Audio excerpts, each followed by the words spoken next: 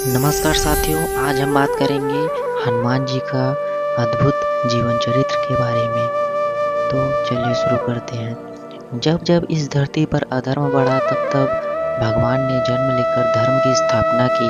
ऐसे ही त्रेता युग में भगवान विष्णु ने अयोध्या के राजा दशरथ के पुत्र के रूप में श्री राम का अवतार लिया और इसी युग में जन्म लिया एक ऐसे भक्त ने जिनकी भक्ति ने खुद भगवान को भाविभोर कर दिया।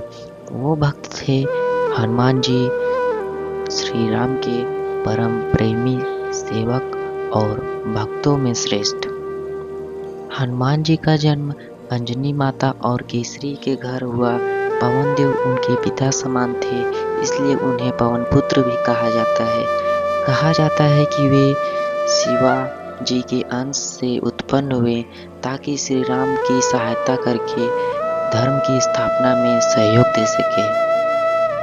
बाल्यकाल में हनुमान जी अत्यंत चंचल और तेजस्वी थे। उन्होंने बाल्यपन में सूर्य को फल समझकर निगल लिया था। उनकी इसी असीम शक्ति को देखकर देवताओं ने उन्हें वरदान दिया कि जब भी श्री राम का समय आएगा वे उनके बड़े सहायक बनेंगे। वनवास के समय जब श्री राम सीता जी की खोज में निकले तब हनुमान जी की पहली भेंट ऋषिमुख पर्वत पर श्री राम से हुई। जैसे ही हनुमान जी ने राम के दर्शन किए, उनका हृदय प्रेम और भक्ति से भर गया। उन्होंने तुरंत पहचान लिया कि यह कोई साधारण मानव नहीं, स्वयं विष्णु है। हनुमान जी ने श्री राम के चरणों में सिर झुकाया और कहा, प्रभु मुझे अपना सेवक बना लीजिए, यही मेरे जीवन का लक्ष्य है। सीता माता की खोज में जब हनुमान जी लंका पहुंचे, उन्होंने अशोक वाटिका में जाकर माता सीता को श्री राम का संदेश दिया। उनकी निष्ठा और साहस पर वर्णन शब्दों में नहीं किया जा सकता। लंका जलाने के बाद भी उनके मन में कोई घमंड नहीं था। वे बार बार कहते थे, मैं कुछ नहीं प्रभु, सब आपकी शक्ति है। राम राज्य स्थापित होने के बाद भी हनुमान जी ने कभी श्री राम से कुछ नहीं मांगा। उन्होंने केवल इतना कहा, प्रभु जब तक यह संसार है मुझे आपकी भक्ति करनी है। कहा जाता है कि जब श्री राम ने उन्हें आशीर्वाद दिया तो बोले, हनुमान तुम अमर रहोगे। जब जब कोई भक्त मेरा नाम लेगा तुम वहीं उपस्थित रहोगे।